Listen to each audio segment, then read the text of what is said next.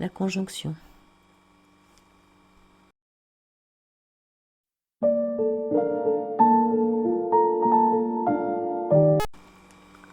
Deux planètes forment un aspect de conjonction lorsqu'elles se trouvent dans un même signe, quelle que soit la distance qui les sépare, selon Hadès. Maintenant que j'ai expliqué ce qu'est une conjonction, je vais détailler et donner des exemples. La conjonction est donc très importante, on peut en avoir plusieurs, et elle l'est d'autant plus si les planètes ou l'une d'entre elles est dominante. Ces deux planètes dans un même signe s'influencent mutuellement. Souvent, l'une plus puissante prend l'ascendant sur l'autre. Une conjonction peut être dite favorable ou défavorable. Cela dépend des planètes elles-mêmes, bénéfiques ou pas, de leur position en signe, en dignité, domicile et exaltation, ou en débilité, exil ou chute, ou en joie ou pérégrine. Ça dépend aussi de leur position en maison, des aspects qu'elles reçoivent, et aussi, ce qui est le plus important, pas seulement pour les conjonctions, il faut savoir que toutes les planètes, si elles ne sont pas en dignité, c'est-à-dire en domicile ou en exaltation, dépendent de leur maître, c'est-à-dire de là où des planètes qui gouvernent le signe dans lequel elles se trouvent. Donc, après avoir étudié cette conjonction, tous ces aspects, il faut regarder aussi le maître, ainsi que tout ce qui le concerne, sa position, sa nature et tout le reste, comme pour toutes les planètes conjointes. Je vais donner des exemples. Mais je veux dire avant que les aspects bénéfiques dont la conjonction apporte des facilités et joie, mais n'incitent pas beaucoup à évoluer dans la vie, puisque les choses se passent plutôt bien. En général, une conjonction est favorable si les deux planètes concernées ne sont pas en débilité, c'est-à-dire en chute ou en exil, et si les planètes, ou l'une au moins, n'est pas une planète dite maléfique, comme le sont Saturne et Mars. Alors par exemple, si Mars et Saturne sont en conjonction, dans le signe du Capricorne, est-elle favorable?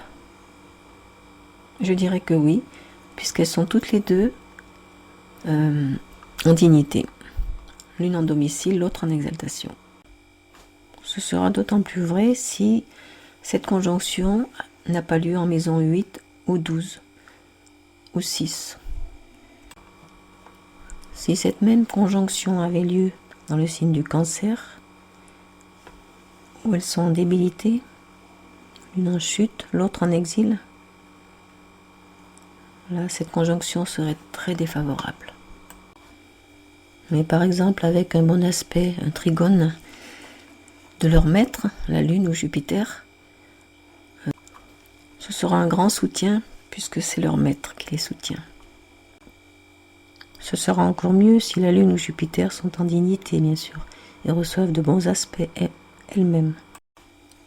Un autre exemple, cette fois deux planètes bénéfiques ou assez neutres, toutes les deux en débilité, c'est-à-dire la Lune en Scorpion en chute et Vénus en Scorpion en exil. La conjonction sera défavorable, mais moins néfaste que pour des planètes maléfiques. Là aussi, il faudra examiner leur maître, Mars et Pluton principalement, voir s'ils ont un aspect bénéfique avec elle, par exemple. Inversement, si une telle conjonction se produit en Taureau, où Vénus est en domicile et la Lune en exaltation, elle sera extrêmement favorable.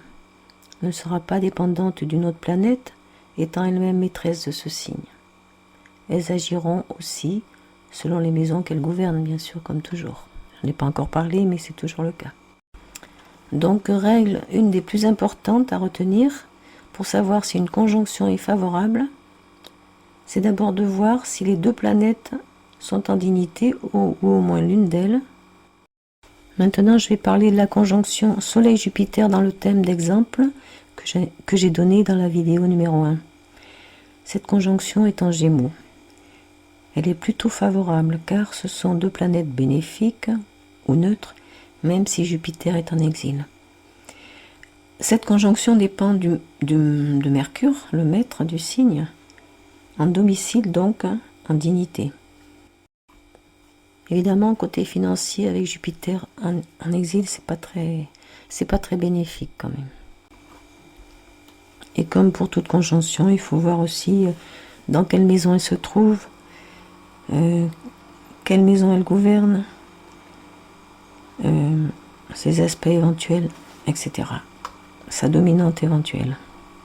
En résumé, je pourrais dire que si les planètes qui composent cette conjonction font partie des dominantes, toutes les deux par exemple, elle est vraiment très importante.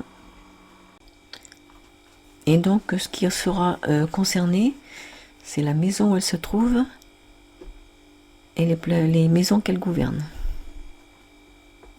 ainsi que leur maître. Sans oublier d'où viennent les aspects qu'elles reçoivent éventuellement. Il faut tenir compte aussi du signe dans lequel est la conjonction. Si par exemple elle se trouve en Balance, ça peut concerner le mariage, puisque la Balance est le 7e signe qui correspond à la maison 7.